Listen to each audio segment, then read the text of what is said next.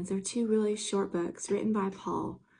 And there's this theme of a quiet life. So in First Thessalonians, Paul tells the believers there in Thessalonica that they should aspire to live quietly.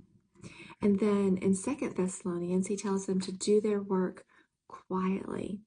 And then this morning I was reading in First Timothy, also written by Paul, and he tells them to aspire to lead a peaceful and quiet life, and on and on. Peter also in First Peter talks about a gentle and quiet spirit in women in particular, and he says it is pleasing to the Lord to have a gentle and quiet spirit. And so I've just been pondering what that means, because I don't know about you, but my world is not quiet. And in fact, a lot of times it's more chaos than quiet, right? We have 6 children and all the things. But I found usually the loudest part of my life is just in my head, right? I just think and I worry and I don't know, I just don't take a breath. And so I've really been trying to think quiet. What would it look like for me to live a quiet life?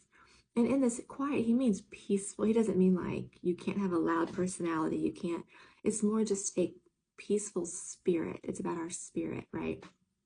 So I don't know.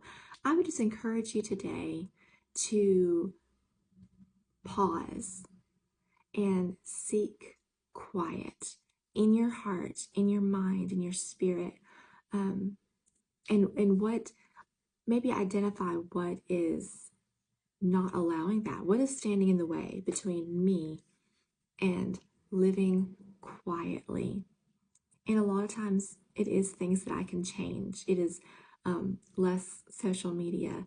It is less worrying. It is being more present where I am. So there are things we can do to stop the loud that we live in, right? If you're like me, I live in loud, but I want quiet in my spirit.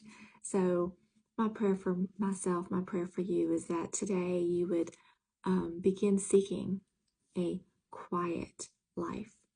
I hope you have a wonderful day. I love reading your comments and interacting with you through messages and comments on my posts. So I thank every one of you, and I hope you have a great day. Bye-bye.